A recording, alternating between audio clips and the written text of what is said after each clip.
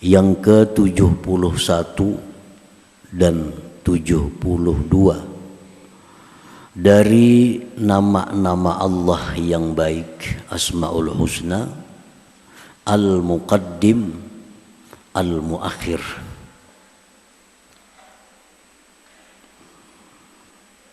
Di dalam Al-Quran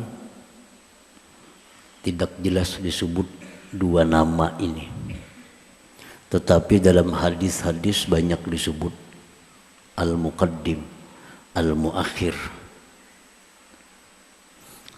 Seperti doa yang diajarkan Rasulullah Sallallahu Alaihi Wasallam dalam setiap salat. Berapa kali sehari kita membaca Muqaddim, Muakhir dalam tasyahud akhir. Allahumma ghfirli ma qaddamtu wa ma akhartu wa ma asrartu wa ma a'lantu wa ma anta a'lamu bihi minni antal muqaddimu wa antal muakhir. Para ulama sepakat bahwa al-muqaddim, al-muakhir itu adalah bagian dari Asmaul Husna.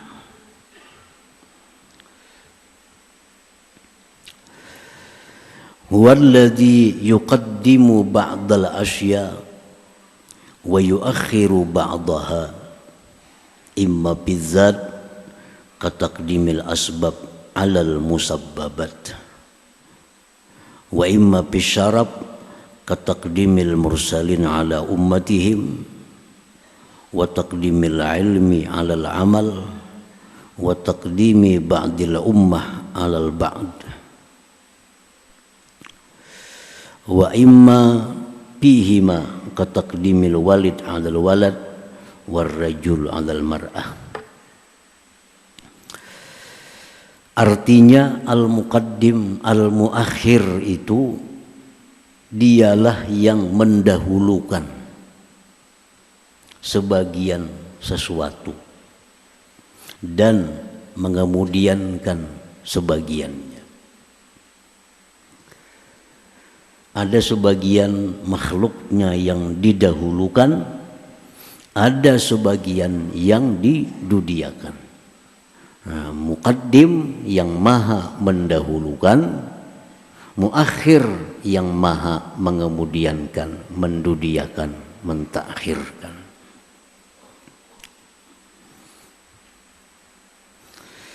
Imma bizzat, ada yang didahulukan Allah itu zat. Contohnya kataqdimil asbab alal musabbabat. Seperti Allah mendahulukan sebab atas musabbab. Ini muqaddim. Sebab itu mesti berdahulu daripada musabbab. Siapa yang mendahulukan itu? Allah al-muqaddim. Siapa yang mendudiakan musabbabat itu? Allah al-muakhir. Makan misalnya, makan itu sebab. Makan sebab. Kenyang musabbab. Mana terdahulunya makan lawan kenyang? Terdahulu makan. Siapa yang mendahulukan makan hanya kenyang itu? Muqaddim. Siapa yang mendudiakan kenyang? Muakhir. Nah, itu al-muqaddim wal muakhir. Dialah yang mendahulukan sebab dan mendudiakan musabbab. Dan itu bukan mustahil. Allah membalik kenyang berdahulu hanya makan. Bisa juga terjadi. Kehendak Allah yang kayak apakah? Cuma diciptakannya makan dulu. Habis makan hanya timbul kenyang. Nah, ini fungsi muqaddim, muakhir, bizzat namanya. Seperti mendahulukan obat atas sembuh. Mendahulukan sebab. Kita berobat dulu, nah Kena sembuh tuh tadudi. Siapa yang mendahulukan berubat, mendudiakan sembuh, muqaddim muakhir. Allah yang maha mendahulukan, Allah yang maha mengemudiankan, maha melambat mendudiakan. Nah, para muhibbin rahimakumullah, itu contoh yang didahulukan Allah, yang didudiakan bentuknya zat.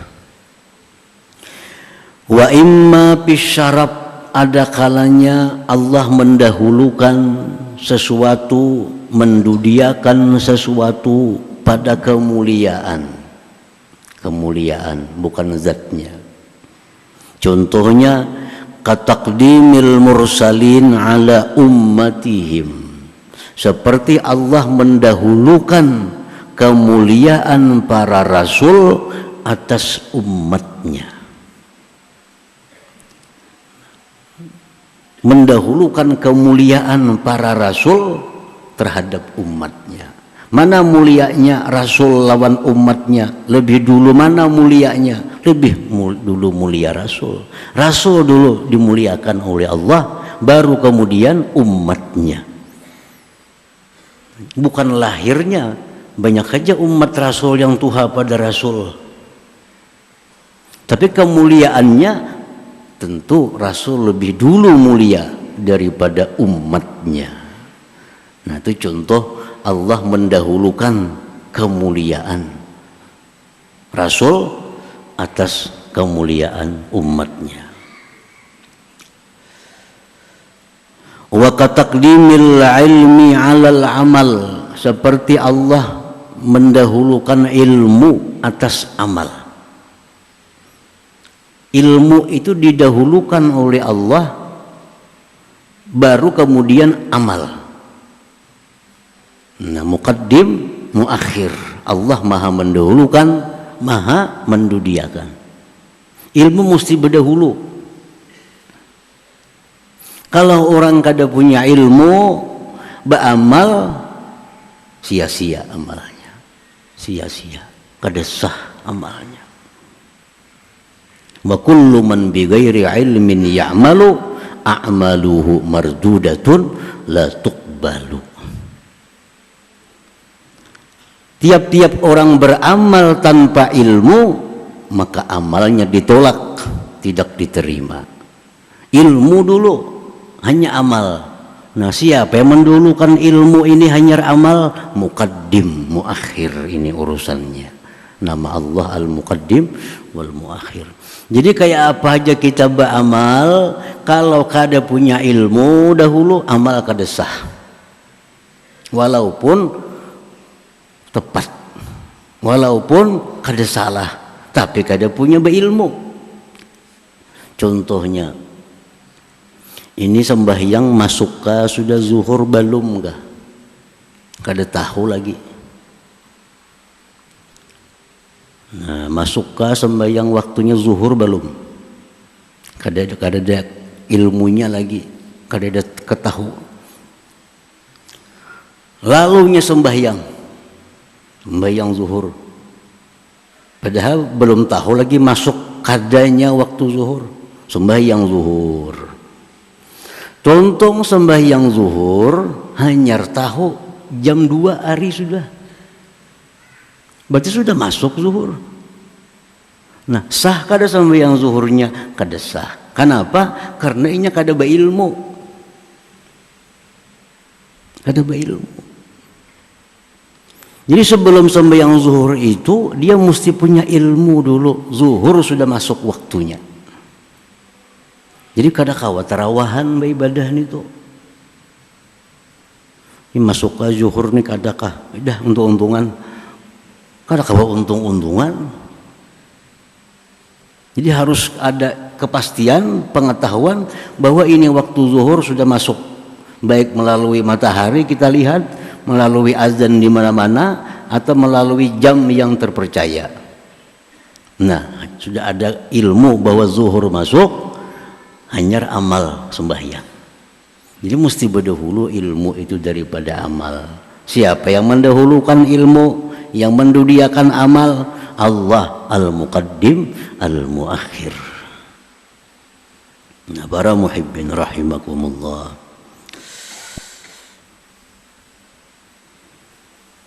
wa kataqdimi ba'dil ummah 'alal ba'd, seperti Allah mendahulukan kemuliaan sebagian umat atas sebagian.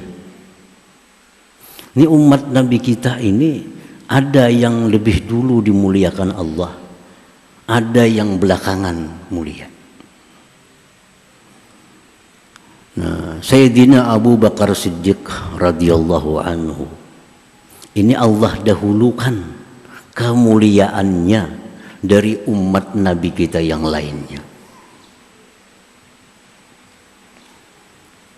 Sayyidina Abu Bakar Siddiq menurut mayoritas ulama ahlu sunnah wal jamaah itu didahulukan kemuliaannya dari umat yang lainnya, baik sahabat baik apapun.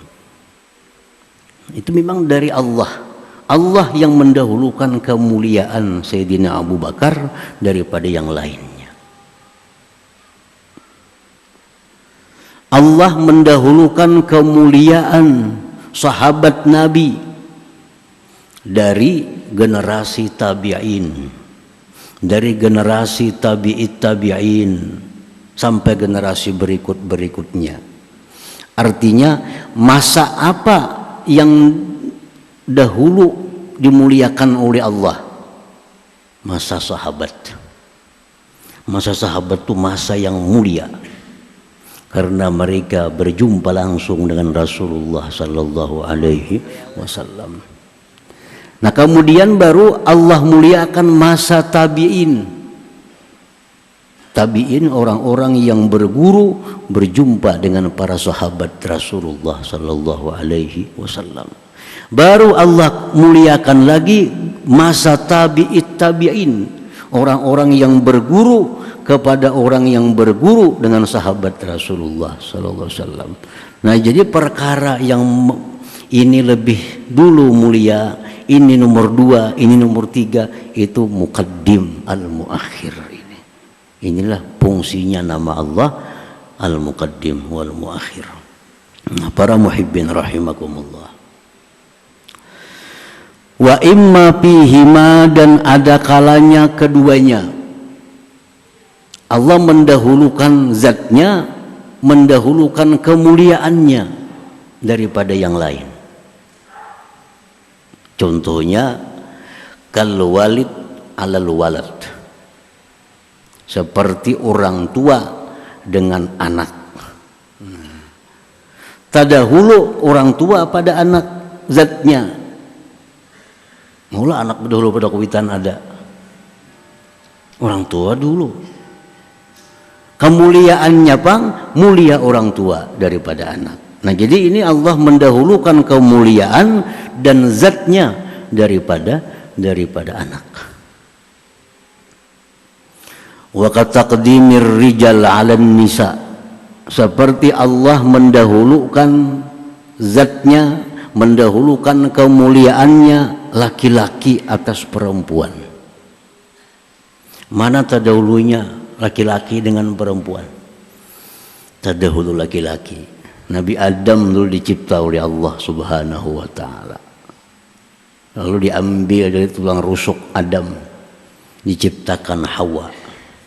Tadudi ini Nabi Adam laki-laki itu didahulukan oleh Allah daripada Hawa perempuan. Nah, mulianya pun didahulukan Allah laki-laki dari perempuan. Mana mulianya laki-laki dengan perempuan? Mulia laki-laki. Mana hebatnya laki-laki dengan perempuan? Hebat laki-laki. Ini secara umum. Jangan menunjuk secara orang per orang. Kalau secara orang per orang, banyak perempuan lebih hebat dari laki-laki. Tapi kalau secara umum, laki-laki lebih mulia dari perempuan. Tapi kalau orang-orangnya ditunjuk, ada perempuan yang lebih hebat dari laki-laki. Contohnya macam Siti Fatimah radhiyallahu anha. Mana mulianya dengan laki-laki macam kita misalnya, mulia Siti Fatimah pada peperakannya. Tapi itu orang per orang. Tapi kalau secara keseluruhan, mana mulianya laki-laki dengan perempuan? Allah dahulukan laki-laki daripada perempuan. Nah, para muhibbin rahimakumullah. Jadi itulah yang dimaksud dengan nama Allah yang ke-70 dan 71. Ini Al-Muqaddim, yang maha mendahulukan, Al-Muakhir, yang maha mengemudiankan, mendudiakan. Ada orang taimbai sekolah, taimbai lulus. Oh, sekalinya yang saya ingat dahulu naik pangkat seorang kada. Siapa nama mendahulukan itu? Muqaddim. Siapa nama melambatkan seorang naik pangkat, maka sama sekolahnya muakhir. Muakhir. Sama lahir, sama sihat. Sekalinya si A terdahulu mati, si B terdahulu mati. Siapa yang mendahulukan si A ini mati? Al-Muqaddim. Padahal lahir kembar taimbai. Tapi terdahulu si A mati, si B terdudi. Muqaddim, muakhir. Orang sama-sama berusaha, tokonya sama, dagangannya sama, bukanya sama, tapi ternyata yang sebelah terdahulu sugih pada seorang. Terdahulu sugihnya pada seorang. Siapa mendahulu akan dengan sugih pada kita? Muqaddim. Siapa yang mendudiakan kita sugih? Muakhir. Nah, jadi ini sebenarnya dalam sehari-hari nampak sekali nama Allah Al-Muqaddim, Al-Muakhir ini. Nah, para muhibbin rahimakumullah.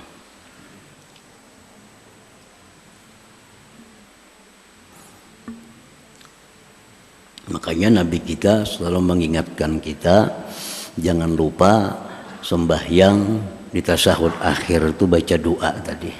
Nah, antal muqaddimu wa antal muakhiru, supaya kita ingat segala aturan yang terjadi di alam semesta ini ada yang mendahulukan, ada yang mendudiakan, yaitu Allah Subhanahu wa taala al-muqaddimu al-muakhir.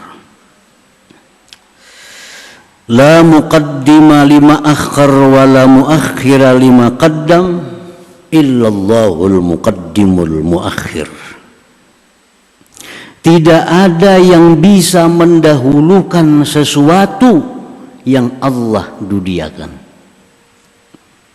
Kalau Allah tuh hendak mendahulukan si A nina, satu orang pun kada akan bisa menghalangi. Kalau sudah Allah hendak mendahulukan ini. Kalau Allah hendak melambatkan ini, kalau Allah hendak mendudiakan orang ini, saikung pun seluruh alam kah kada akan bisa. Tetap ini terdudi. La muqaddim, tidak ada yang mendahulukan, wala muakhir, tidak ada yang mendudikan, illallah, kecuali Allah al-muqaddimu, yang maha mendahulukan, al-muakhir, yang maha mengakhirkan. Qaddama syai'an li hikmatin alimaha wa akhara syai'an li hikmatin alimaha wa man utiyaha faqad utiya khairan katsira. Allah Subhanahu wa taala mendahulukan sesuatu, pasti ada hikmah rahasia kenapa ini didahulukan oleh Allah. Dan Allah mendudiakan sesuatu, pasti ada hikmah rahasia yang Allah ketahui sehingga ini didudiakannya. Sekolah sama, diterima jadi pejabat sama, sekantor, sekalinya kawan berdahulu naik pangkat seorang terdudi, pasti ada hikmah, pasti ada rahasia Allah. Kenapa? Kenapa ini terdahulu? Kenapa seorang terdudi?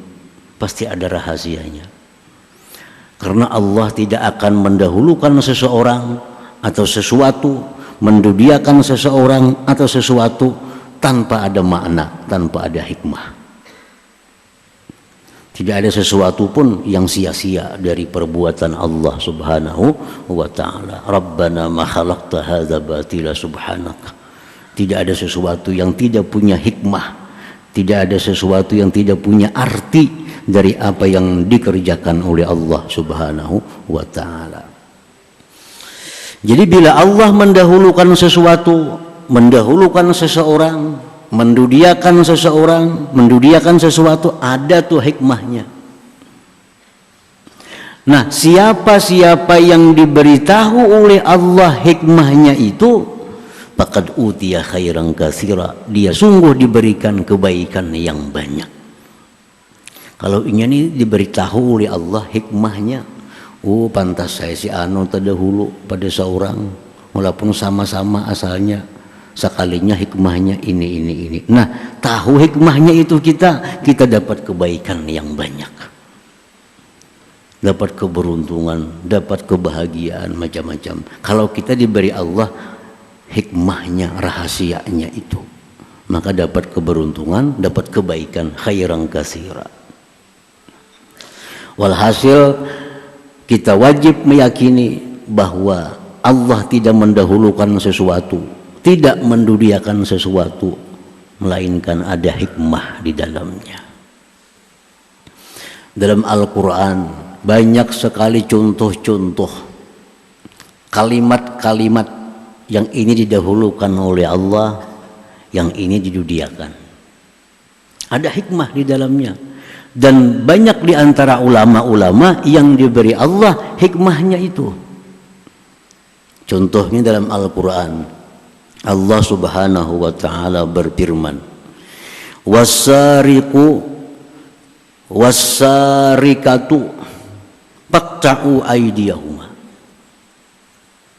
Was-sariqu, bermula pencuri laki-laki.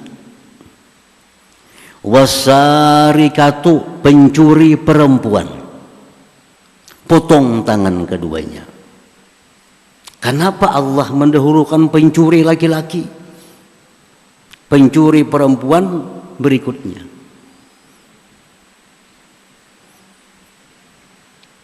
Ternyata ini petunjuk dari Allah. Ada hikmah di situ yang diambil, ada isyarat. Ini menunjukkan bahwa urusan mencuri ini dominannya adalah laki-laki. Makanya laki-laki berdahulu disebut Tuhan. Pencuri laki-laki, pencuri perempuan, potong tangan keduanya. Berarti dia maling. Mana banyaknya laki-laki dan perempuan yang jadi maling? Banyak laki-laki. Jarang ada maling untuk perempuan. Makanya Allah di Quran menyebut wasariku, maling laki-laki dan maling perempuan. Ternyata ujar para ahli tafsir, Allah sudah mengisyaratkan sebelum adanya alam semesta ini bahwa yang banyak jadi maling itu laki-laki, bukan perempuan. Makanya Allah menyebut berdahulu laki-laki. Nah, kemudian dalam ayat yang lain Allah memberikan ilmu kepada kita. Az-zaniyatu waz-zani fajlidu kulla wahidin minhuma mi'ata jaldah. Az-zaniyatu waz-zani, perempuan-perempuan yang berzina dan laki-laki yang berzina, pukul kedua-duanya 100 kali pukul. Nah, urusan berzina, bini-bini berdahulu disebut Tuhan. Kalau urusan maling, laki-laki dahulu disebut Tuhan.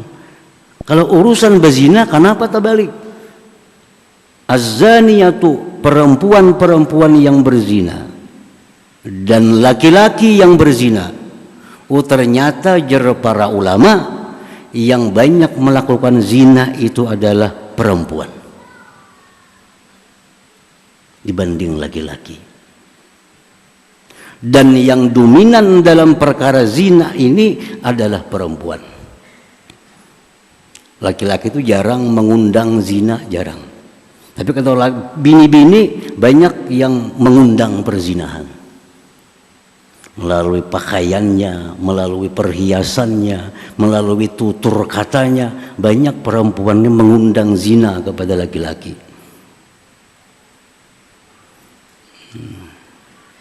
Yang kita dengar cuma ada wanita tuna susila. Wanita tuna susila adalah pria tuna susila. Kada terdengar ada pria. Artinya apa? Yang banyak jadi itu perempuan. Nah, ini sudah jauh-jauh digambarkan oleh Allah Subhanahu wa taala dalam ayatnya, az-zaniyatu, Allah dahulukan perempuan, Allah dudiakan laki-laki. Oh, ternyata hikmahnya antara lain itu, bahwa urusan zina ini dominannya adalah dari kaum perempuan. Laki-laki ini nomor 2-nya. Nah, beda dengan maling. Kalau maling laki-laki, makanya disebut dahulu oleh Allah as-sariku was-sarikatu. Nah, para muhibbin rahimakumullah. Jadi setiap kali Allah mendahulukan baik ciptaannya, baik firman-Nya, didahulukan ini, didudiakan ini, pasti ada makna, pasti ada hikmah di dalamnya.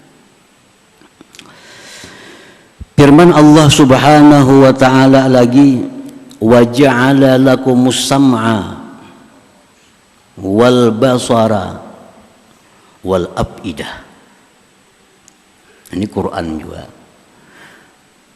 Allah menciptakan untuk kalian sam'a, pendengaran. Pendengaran didahulukan oleh Allah, disebut pendengaran. Penglihatan nomor 2, hati nomor 3. Nah, susunan itu Allah pertama mendahulukan pendengaran, hanyar penglihatan, hanyar hati. Nah, susunan Allah mendahulukan ini, mendudiakan ini, itu pasti ada makna di dalamnya, pasti ada rahasia. Kada sembarang Allah mendahulukan, mendudiakan. Nah, di sini menunjukkan ujar para ulama tafsir bahwa pendengaran itu lebih penting daripada penglihatan. Kalau penglihatan tergantung cahaya. Bila kadap, habis dah penglihatan. Tapi kalau pendengaran, makin kadap makin nyaring. Nah, ini telinga. Jadi kalau untuk menerima hidayah dari Allah, lebih utama telinga pendengaran ketimbang penglihatan. Kalau kita melajari orang Quran misalnya, mana nyamannya melajari orang kada melihat atau kada mendengar?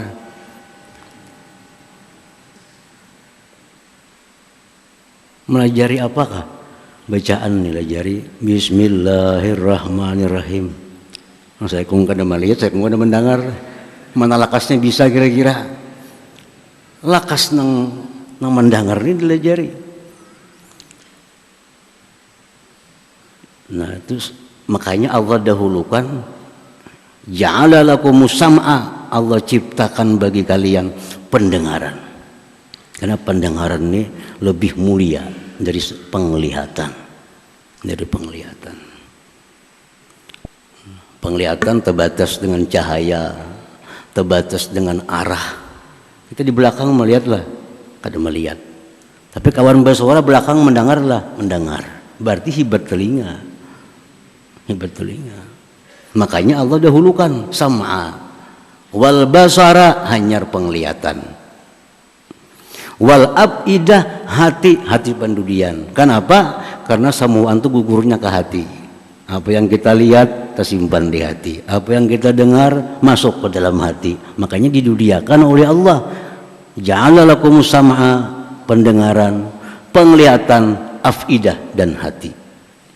Nah, ini merupakan bagian dari nama Allah Al-Muqaddim, yang maha mendahulukan, Al-Muakhir, yang maha mendudiakan. Semuaan yang Allah dahulukan, yang Allah dudiakan, itu pasti ada rahasia ilmu yang terkandung di dalamnya. Siapa yang diberi Allah ilmunya itu, dia diberi Allah kebaikan yang sangat banyak. Wa man yu'tal hikmah faqad utiya khairan katsira. Nah, para muhibbin rahimakumullah, selanjutnya al-mu'min, orang yang beriman, bismillah al-muqaddim wal muakhir. Hadratin Nabi sallallahu alaihi wasallam, al-Fatihah.